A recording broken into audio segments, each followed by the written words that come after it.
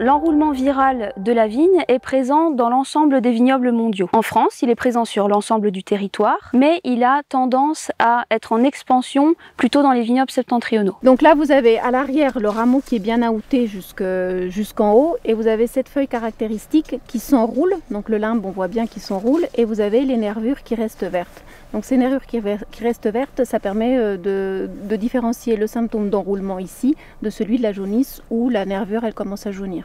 En fonction de son degré d'intensité des symptômes, l'enroulement va être plus ou moins dommageable et va avoir une incidence à la fois sur les rendements et sur la qualité de production. L'enroulement viral peut être dû à plusieurs espèces de virus et il peut être transmis par plusieurs espèces de cochenilles.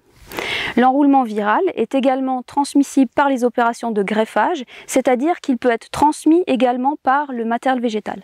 Le projet Lutte en Vie vise à proposer des éléments de connaissance scientifiques et techniques pour mettre en place une technique de gestion collective à l'échelle d'un coteau. On devrait travailler collectivement sur cette maladie, tout simplement parce qu'elle ne se cantonne pas à une seule parcelle, elle évolue en permanence et hors des limites. Donc tout le monde doit travailler pour trouver les solutions adéquates et sur la durée. Ce sont des vignerons des coteaux de l'Aube qui ont remarqué à l'échelle de coteaux des rougissements. Ils ont alerté leur interprofession et c'est l'interprofession qui a su réunir des organismes techniques et scientifiques pour créer le projet. L'originalité du projet Lutte en Vie, c'est que les vignerons vont mettre en place des techniques de lutte mais de manière concertée et à l'échelle d'un coteau. C'est-à-dire que certains viticulteurs vont lutter contre les cochenilles sur des parcelles avoisinantes, des projets d'arrachage ou de replantation par exemple. La préservation de la filière bois et plants est également une priorité du projet car elle vise à protéger les parcelles de vignes mères de greffons qui sont directement implantées dans les vignobles. Le projet est mis en place sur 4 coteaux, un en Champagne, un en Alsace et 2 en Bourgogne.